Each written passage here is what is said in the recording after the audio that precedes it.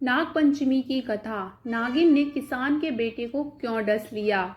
एक बार किसी गांव में एक किसान रहता था। किसान के एक बेटी और दो बेटे थे। किसान बहुत मेहनती था। अपने परिवार को पालन पोषण के लिए वो खुद हल चलाता था। एक दिन हल जोतते हुए किसान ने गलती से एक नागिन के अंडे को कुचल दिया और सभी अंडे नष्ट हो गए।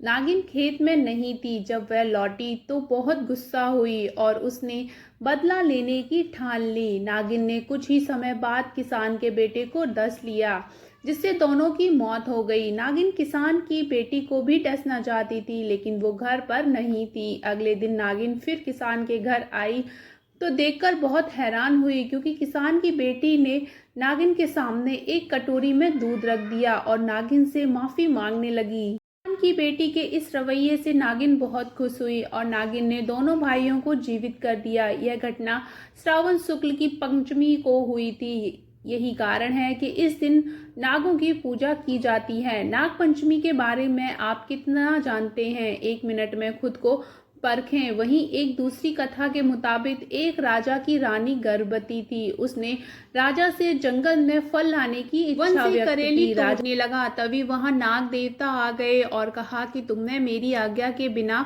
करेली क्यों तोड़ी। राजा ने क्षमा मांगी, लेकिन नाग देवता ने एक न सुनी। राजा ने नाग देवता से कहा कि मैंने रानी को वचन दिया है, इसलिए वो करेली को घर ले जाने चाहते हैं। नाग देवता ने कहा, ठीक है, ले जाओ, लेकिन इसके बदले मैं तुम्हें अपनी पहली संतान मुझे देनी पड़ेगी। राजा को कुछ समझ नहीं आया कि क्या करे।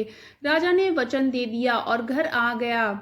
घर आकर राजा ने रानी को सारी बात बताई। रानी ने एक बेटे और एक बेटी को जन्म दिया। कुछ ही दिनों में नागराज के घर संतान लेने पहुंचा। राजा ने कहा, पहली संतान लड़की हुई थी, लड़की के मुंडन के बाद आना, तभी दूंगा। राजा की बात मानकर नाग वहां से चला गया। नाग फिर आया। राजा ने नाग को कहा, शादी के बाद आना, लेकिन नाग ने सोचा कि शादी के बाद तो पिता की पुत्री पर कोई अधिकार ही नहीं रहता, इसलिए नाग ने लड़की को उठा ले जाने की योजना बनाई। एक दिन नाग राजा की बेटी को उठाकर ले गया और राजा को बता दिया। राजा ने जैसे ही बेटी को ले जाने की बात सुनी तो राजा की उसी समय मौत हो गई। राजा की मौत की खबर सुनकर रानी भी मर गई। अब घर में राजा का लड़का अकेला रह गया। राजा के बेटे को उनके रिश्तेदारों ने लूट लिया और भिखारी बना दिया। राजा का बेटा भीख मांगने लगा। एक दिन भीख मांगते हुए राजा का लड़का नाग के घर पहुंचा तो उसकी बहन ने उसे पहचान लिया और फिर दोनों भाई बहन प्रेम पूर्वक रहने लगे। तभी से यह त्योहार मनाया जाता है। आपकी इस पर क्या राय है, हमें ज़रूर बताएं। वीडियो अगर अच्छी लगे तो वीडियो को लाइक शेयर ज़रूर कर दें और चैनल को सब्सक्राइब कर लें। हर हर महादेव।